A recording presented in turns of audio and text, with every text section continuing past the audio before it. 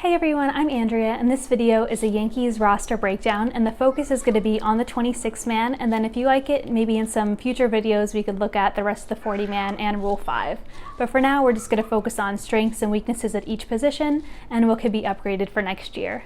Some key takeaways for 2021, the biggest things were that the offense didn't perform, the starting pitching could have been better, bullpen was good, defense was below average, and they weren't the most efficient team running the bases, and they were generally on the slower side, and that's in part due to injury. Now to the roster breakdown. First, we'll be using that legend on the left throughout to understand where each position on the roster lies. So some of the color designations are based on contracts and some are opinion-based.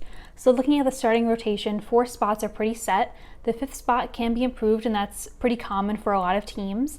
But they do have some players that can compete, and those are listed below. Another option is, of course, to add a veteran arm in free agency. Onto the bullpen, the top 2 bullpen spots are pretty much locked for next year.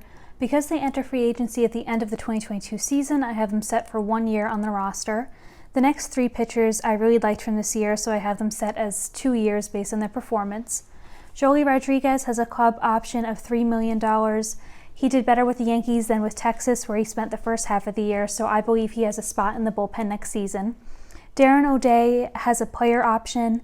He was hurt this year, so I don't see why he wouldn't exercise the $1.4 million option, but that being said, it's not that much money, so if he declines the option, the Yankees are probably going to buy him out. For the last bullpen spot, there's some flexibility. I put Wandy Peralta in for another left-handed pitcher, but King and Abreu can also take that spot. None of them absolutely have to be on the opening day roster, as they all have remaining minor league options.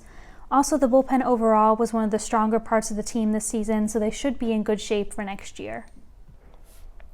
Now the infield. The guys in yellow here, Sanchez and Odor, are set as 1 year based on their contract status, since they'll be free agents at the end of the 2022 season. Higashioka is entering arbitration 1 this offseason, so he'll remain under team control for more than 2 years as I have him, but I don't see him as a long-term future Yankees catcher. So for that reason, I only have him set for 2 years. Urshela is set for 2 years based on his contract.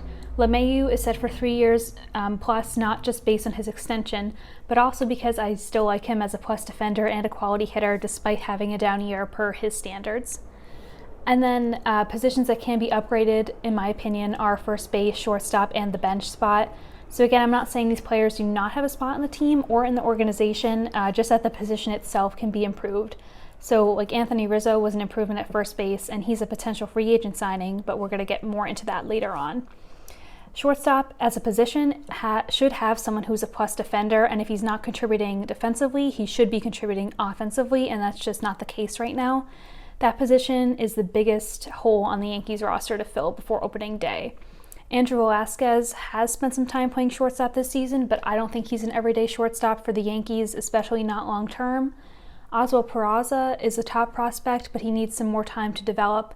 Also, I've never seen him play. I have very little concept of how good he is besides what the scouting reports say, so I still believe that shortstop is a position that needs to be addressed in the short-term future. The outfield is pretty set for next season except for Gardner. He has a player option for $2.3 million. I don't see why he wouldn't exercise that option.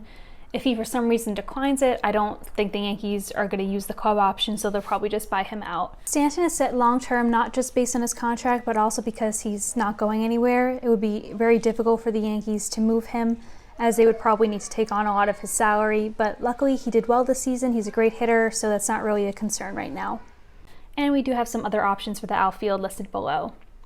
One interesting thing to consider here is whether Judge is offered an extension since he's a free agent at the end of next season, but let's look at the payroll situation first. The Yankees are already at about $233 million based on guaranteed salary and estimated arbitration salaries from that website SpotTrack. The luxury tax threshold this season was $210 million, so they are sure to exceed it next season, especially if they sign a free agent. And while that seems like a no-brainer, the Yankees will need to prioritize which players they want to contribute building around. Surpassing the luxury tax 1 year might not be a big deal, but multiple years in a row can have some more serious ramifications.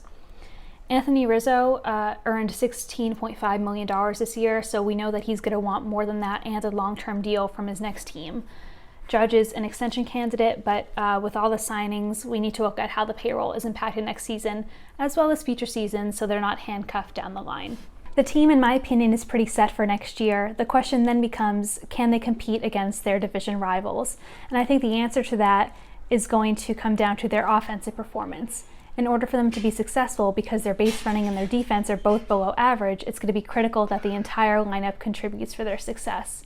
What improvements do you want to see the Yankees make this offseason? Let me know, and thanks so much for watching.